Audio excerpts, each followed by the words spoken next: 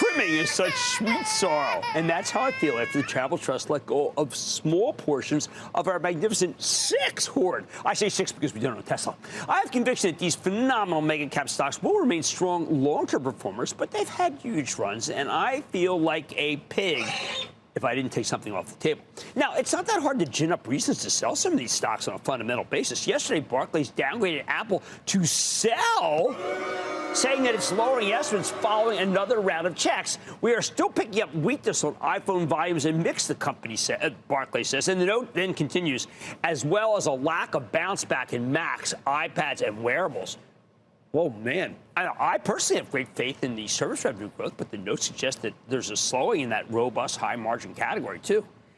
All in all, it's a disappointing piece for those of us who are Apple aficionados. But I can easily dismiss the note by saying, well, we've heard that all before. And what about the Vision Pro? That comes out soon. Couldn't that be a force? So it's not a factor in the piece, but as someone who has worn it, I can tell you that one day it might be a needle mover. Still, I get the reasons to sell, echoed by another piece just issued today from D.A. Davidson, saying that the stock's a hold as it waits for Apple to get, quote, unstuck on the innovation front. They think the company simply isn't creative enough to make a compelling investment. Holy cow. Of course, while we talk about the Magnificent Seven as a group, these companies are, alas, different and at different points in their corporate life cycle.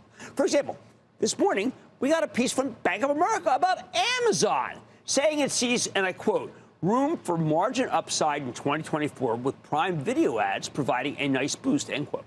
Amazon spent $7 billion on Prime Media content, and the research says it's about to charge a $3 monthly premium for ad-free Prime Video.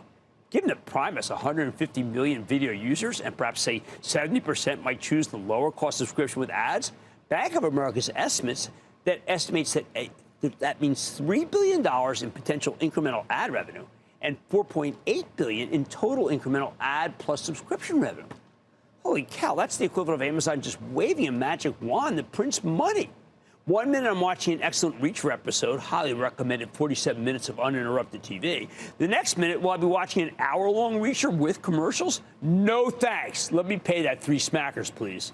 Or take Tesla, the one member of the Magnificent Seven that we don't own for the Travel Trust. This morning, the always creative Adam Jonas over at Morgan Stanley reiterated his $380 price target for this $238 stock based on a whole host of what he calls beyond auto kinds of reasons.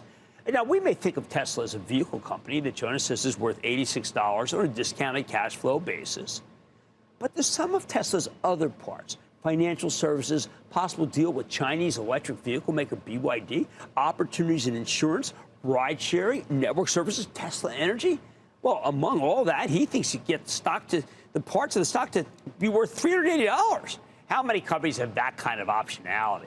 Then there are these new Meta platform smart Ray-Bans that allow you to take great pictures for your Instagram page. They do everything from playing music to making calls to answering messages just by saying, hey, Meta. Hey, Siri.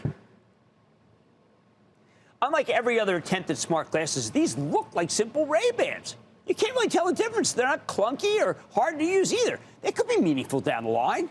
Yep, when you sell or even just trim any of the seven, something always seems to come up that makes you regret doing so. The good news? Right now, it looks like you're going to get a chance to buy these stocks lower because the stock market's turning nasty. No one ever got hurt taking a profit.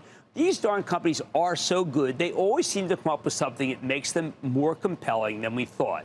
Look, that is just the definition of a good investment, as long as you do some trimming after a big gain. Don't worry, if they come down big, you can always buy them right back again. I like to say there's always a bull market somewhere, and I promise to try to find it just for you right here on Mad Money. I'm Jim Cramer. See you tomorrow. Last call starts now.